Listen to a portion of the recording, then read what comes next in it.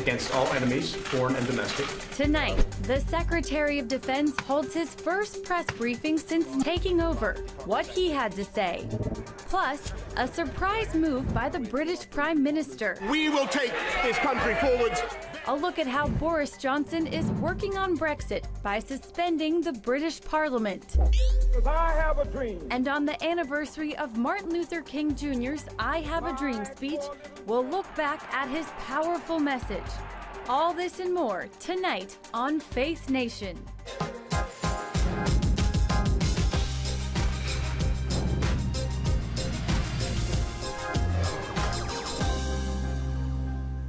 Dorian officially becomes a hurricane and it's heading toward the Florida coast. Welcome to Faith Nation. I'm John Jessup. And I'm Abigail Robertson.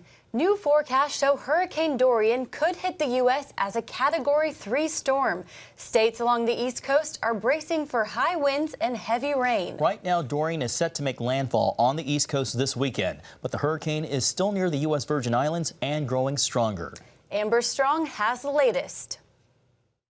Americans in Dorian's path are on high alert as rain bands ahead of the storm approach Puerto Rico and the U.S. Virgin Islands. Dorian is already storming through the Caribbean and on track to hit the southeast coast of the U.S. Anywhere from southern Florida all the way up to Virginia at this point. Florida's governor imploring residents to prepare for the worst. Have a plan, be ready and listen. As Dorian descends on Puerto Rico, millions of Americans on the island are bracing for the storm. The U.S. territory is a crucial test, with memories of the worst national disaster ever to hit the island fresh in their minds. Nearly 2 years after Hurricane Maria left thousands dead and parts of the island without power for almost a year, 25,000 to 30,000 people are still without permanent homes. Today, the president declared in a tweet that "I'm the best thing that's ever happened to Puerto Rico," and called Puerto Rico one of the most corrupt places on earth. As the island prepares for a direct hit, the president attacked the San Juan mayor on Twitter, calling her incompetent and telling potential storm victims to give FEMA a, quote, big thank you, not like last time. FEMA officials say they're ready. FEMA took a very aggressive stance for Dorian. It is the first system of the year, and we understand that the island is still very fragile. The storm comes as the Trump administration is diverting some $271 million of FEMA funds for the border. Today, a White House spokesperson says that money wasn't meant for storm recovery. Amber Strong, CBN News, Washington. Our next guest, Chief Scott Dean, is part of Florida Task Force 2, and they've already deployed to Puerto Rico. He joins us now for more. Chief Dean, with Puerto Rico still recovering from Hurricane Maria, how are you and your team working to help the residents there? We're working with the local authority to see what resources they'll need and what potential assistance they'll need after the storm passes through later tonight, early tomorrow morning. We are ready if needed. Hopefully the storm misses completely, but we're expecting to get some sort of wind damage here, so we're waiting. Yes, and with the infrastructure in Puerto Rico already destroyed, what kind of challenges does that present to you and your team? We've assessed and done some reconning of the area, so we know where our danger areas lie and where the low levels for water potential would creep up. We are aware of it, so we are going to continue to monitor throughout the storm and see how high the waters rise up and the potential of how much wind damage they receive in those already impacted areas from 2 years ago. Yes, and ahead of this storm, what are you hearing from FEMA? We work for FEMA. We're one of 28 teams around the country that respond to either natural man-made disasters. So that's why we are here. FEMA brought us in here to assist as soon as the storm passes through. So the information we've gotten from them is to provide whatever assistance is needed, and that's what we're here to do.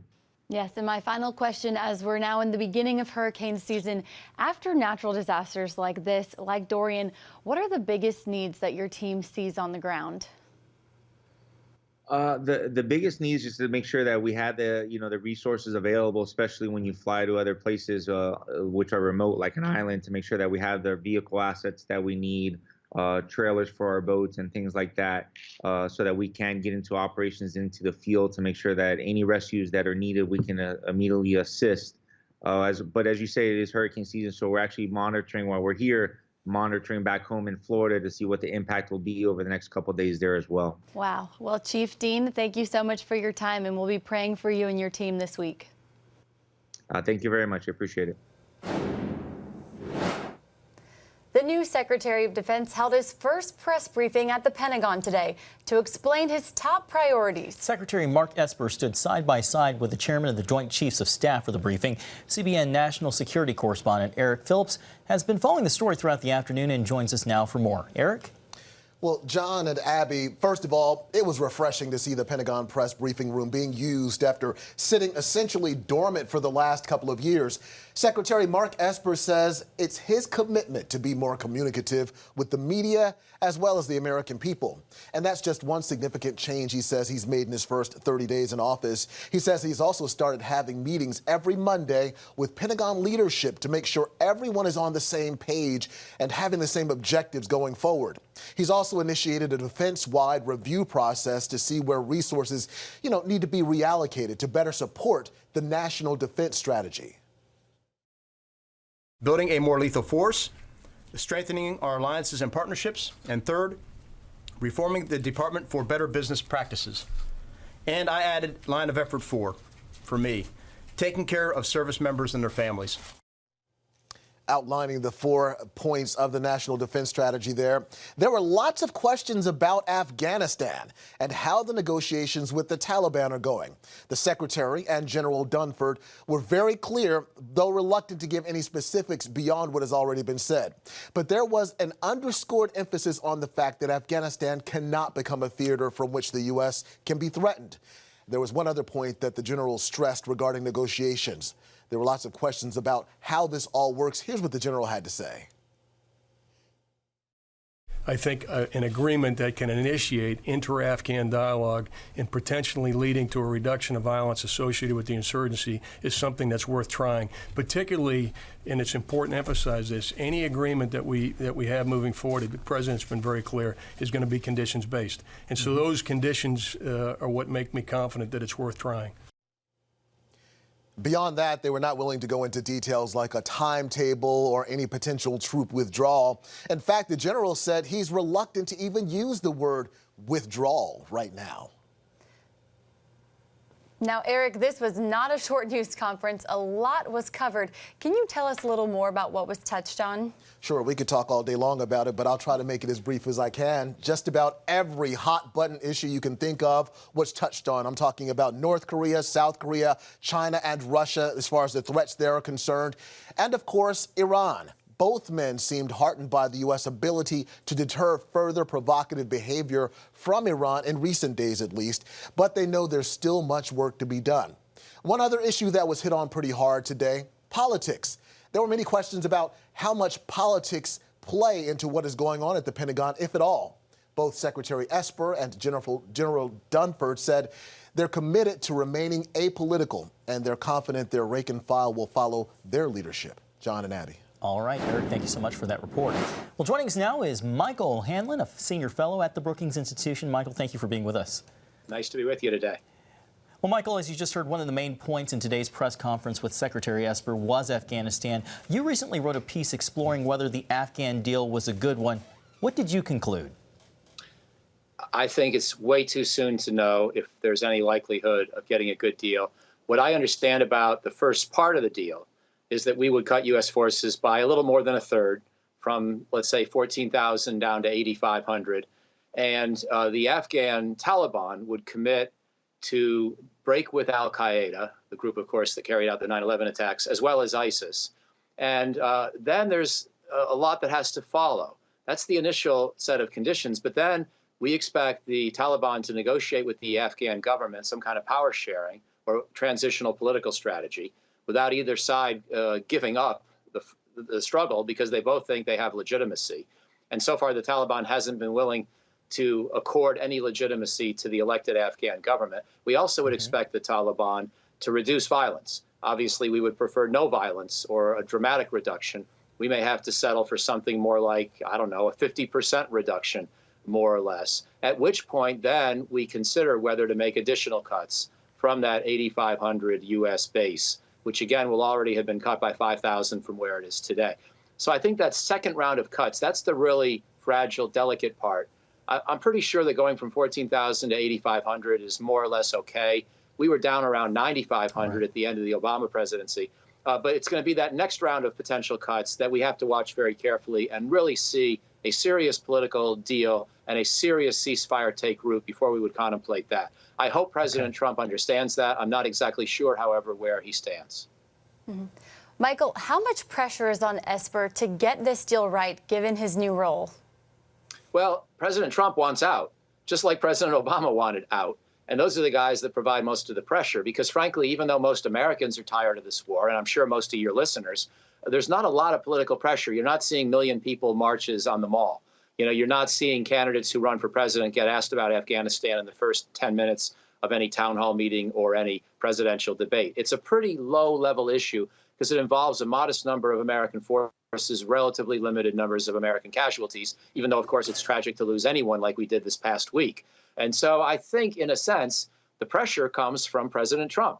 And he can decide whether this is the sort of thing where he's prepared to be patient and even going into a possible second term, still keep U.S. forces in Afghanistan a while, or whether he really wants, as part of his re-election campaign, to be able to say that he ended the war altogether. By the way, if he says he ends the war, it will just be the U.S. role that he ends. It won't necessarily end the Afghans fighting with each other.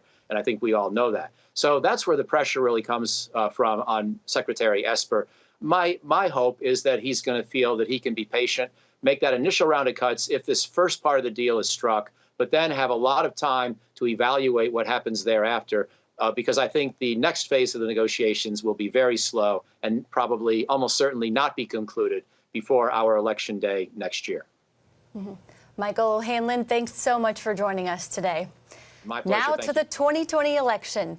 Well, the stage is set for the next Democratic primary debate. The candidates you see on your screen have officially qualified for the September event. Today was the last day that they could make the cut. All of these White House hopefuls met the donor and polling requirements set forth by the Democratic National Committee. Since only 10 candidates qualified, the debate will just be one night, September 12th. And while polls have former Vice President Joe Biden still leading the pack, he has been slipping in recent weeks, with Senator Bernie Sanders and Elizabeth Warren closing in. Coming up, the push to get a Brexit deal passed before the upcoming deadline. That story when we come back. It's the new Superbook Bible app. It's packed with games, activities, and Superbook episodes that you can watch for free. Oh, no! There's trivia, a fun daily devotional, and answers to your Bible questions. Plus, an easy-to-understand Bible the whole family will enjoy. You can even create your own Superbook character. Ta-da! It's the new Superbook Bible app. Free downloads on iTunes, Google Play, and Amazon. Young people, millennials, are flocking to church. It's not an exaggeration to say that we love to meet them and that we love to know their stories.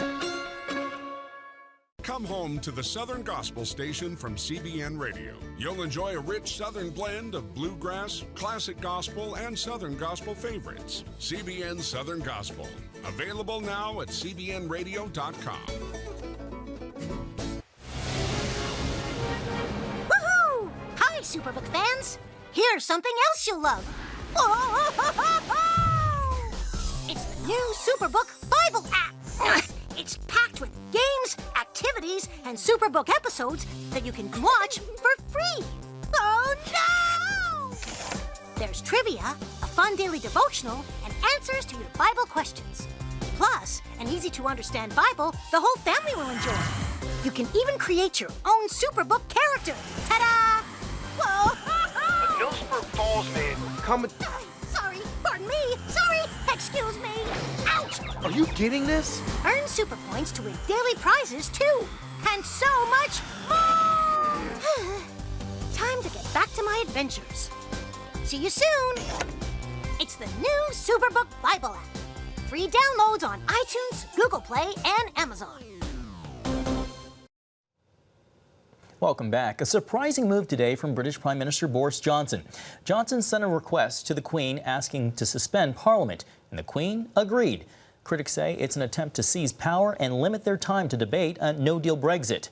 Parliament is expected to return from summer recess next week, but with the newly granted suspension shortly after, lawmakers would not return until mid-October, just 2 weeks before Britain's deadline to leave the European Union. Johnson contends he needs the extra time to develop a new agenda. If you look at what we're doing, we're bringing forward a new legislative programme on crime, on hospitals, and making sure that we have the education funding that we need. And there will be ample time on both sides of that crucial October the 17th summit. Opponents and some fellow conservatives disagree, saying it's an attempt to stifle debate over how to separate from the European Union. Senior international correspondent Dale Hurd joins us now for more. Dale, what kind of reaction are we seeing from those in Parliament? Well, it depends on what they want. The ones that want to remain in the European Union are using words like coup d'etat and a constitutional crisis, which I think is funny because Britain doesn't have a constitution. It has the acts of Parliament, and that's part of the problem. But yeah, I'm pardon my cynicism, but all this concern now that Johnson has, done this end around of democracy, it really comes down to whether you want to stay in the European Union or leave. Dale, what's your sense here? What's Boris Johnson's strategy with the move that we saw today? Is it an end run around the opposition? Yeah, I mean, look at Theresa May. She was done in by this issue because, when it comes to Parliament and even her own party on Brexit, it was like herding cats. And I mean, the images that come to mind, I mean, think of an action movie and two people fighting in parachutes and they get entangled and then they go plummeting to the ground. I mean, they're not going to get a deal. I don't see Britain's Parliament being able to create, come up with anything because of all of the differences in agreement. And so I think this thing is going to go to the end. Let's talk deadlines. What kind of clock are lawmakers in Britain up against to reach a deal by? Yeah, and the end is Halloween, the end of October. And if nothing happens, Britain leaves the European Union. And I don't think there will be a deal. I think, frankly, Johnson is trying to make sure Parliament doesn't interfere. Yeah. So then what happens if there's a Brexit with no deal? How's that going to affect Britain and its economy? I think with a deal or without a deal, the effect will be the same because, I mean, this is like a college student that waited until the last week of the semester to do the term paper. Britain had years to prepare for this, and it hasn't. It didn't. It botched it. It left it to Theresa May. She couldn't do anything. And so here we are barreling toward October 31st. It's too late for a smooth exit from the European Union. So there's going to be some kind of disruption. We'll just have to wait and see. Dale Hurd with the colorful analogies. Thank you so much for your insights today. You're welcome. Up next, how the administration is working to cut down on illegal immigration.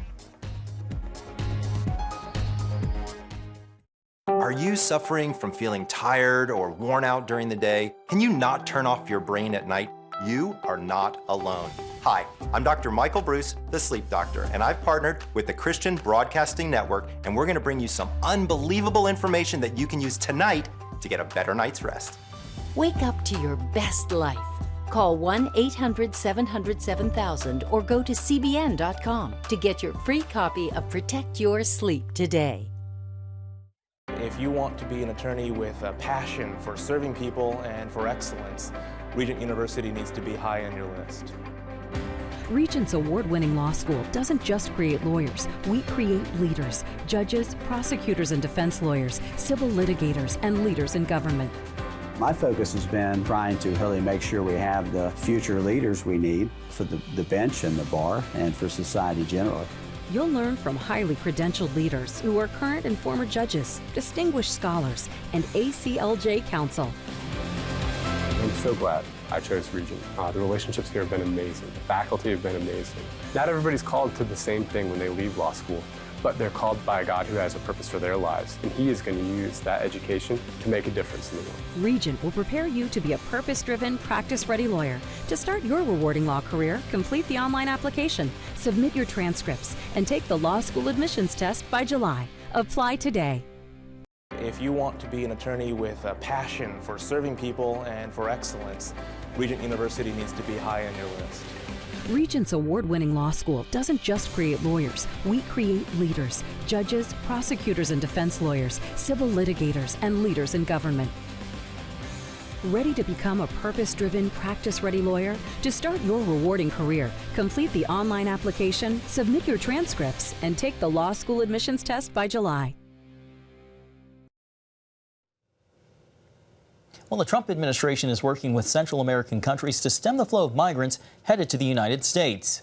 Recently, acting DHS Secretary Kevin McAleenan visited one country where the policy of intervention seems to be paying off. Chuck Holton reports from Panama. A photo op at the Panama Canal as the acting Secretary of the Department of Homeland Security, Kevin McAleenan, visits the Latin American nation, hoping to increase cooperation between the U.S. and the new Panamanian president, Laurentino Cortizo.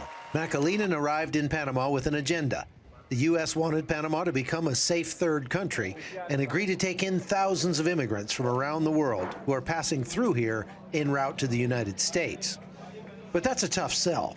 There are already hundreds of thousands of Venezuelans and Colombians who came here to take advantage of the highest per capita income in Central America. And Panama is struggling to cope. They've seen more than 16,000 migrants enter their country through the Dorian Gap this year alone. But McAleenan made it clear that wasn't the only reason for his visit. Combating drug and human smuggling was also high on his list. This is a regional challenge. The organizations and the criminal activity we're trying to confront crosses borders. It doesn't respect our national sovereignty, and the only way to address that effectively is by working together, not just for information sharing, as Minister Rivas pointed out, but for concrete operational actions, investigations, and interdictions. During his 3 days on the ground, McAleenan also visited a camp in the Darién jungle called Las Penitas, where the U.S. Border Patrol has agents registering biometric data on each migrant. Hundreds from around the world are languishing in legal limbo here as Panama tries to determine the best way to move them out of their country.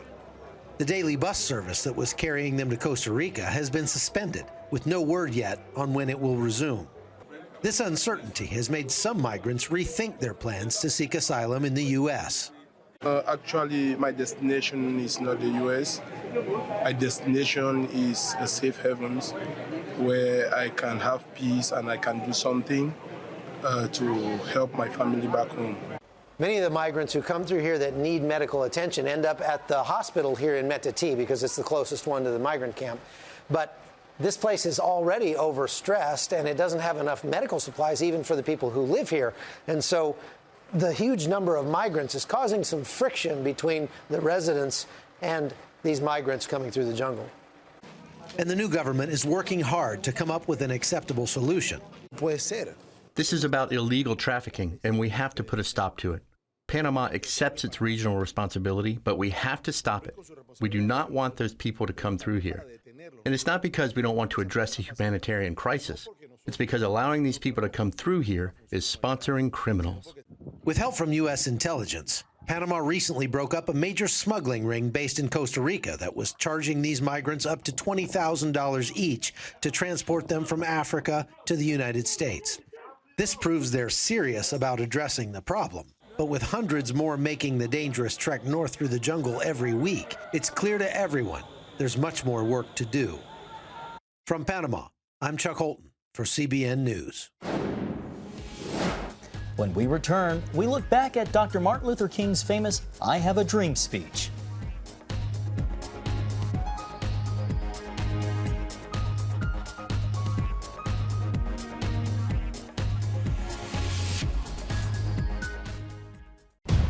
Prophecy thousands of years old. We were called to be a light to the world. Being fulfilled today.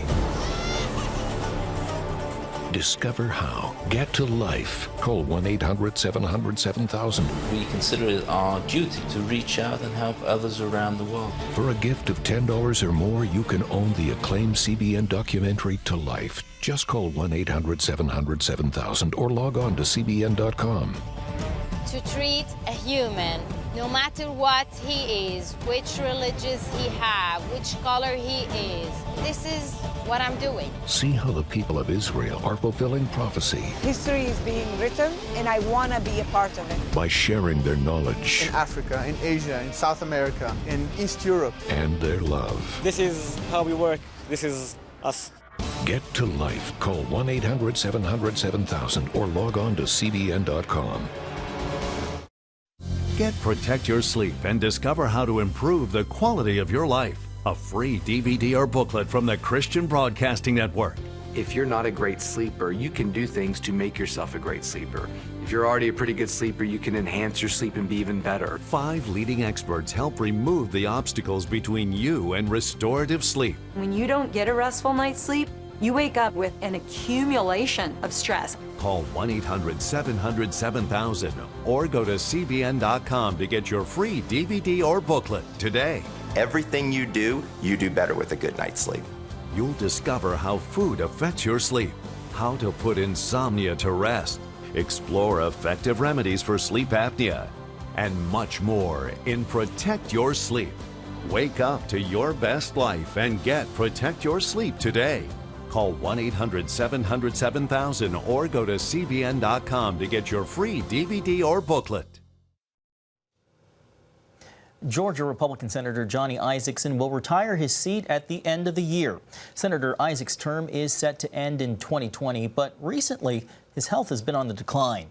He was diagnosed with Parkinson's disease back in 2013 and just this week underwent surgery to remove carcinoma from one of his kidneys. Isakson released a statement about his retirement today, saying, "In my 40 years in elected office, I have always put my constituents and my state of Georgia first. With the mounting health challenges I'm facing, I've concluded that I will not be able to do the job over the long term in the manner the citizens of Georgia deserve. It goes against every fiber of my being to leave in the middle of my Senate term, but I know it's the right thing to do on behalf of my state." Well, he will be missed. Finally tonight, today marks a day that was revolutionary for America. On this day back in 1963, the Reverend Dr. Martin Luther King Jr. delivered his famous I Have a Dream speech on the steps of the Lincoln Memorial. I have a dream that one day we will be able to speed up that day when all of God's children, black men and white men, Jews and Gentiles, Protestants and Catholics, will be able to join hands and sing in the words of the old Negro spiritual, free at last, thank God Almighty, we are free at last. Nearly 250,000 people gathered on the National Mall for the March on Washington, where Reverend King gave his speech. In a speech, King spoke the words that reflected his life. We hold these words to be self-evident that all men are created equal. A powerful moment in this nation's history. Certainly was. Well, that is it for tonight's Faith Nation. We'll see you tomorrow.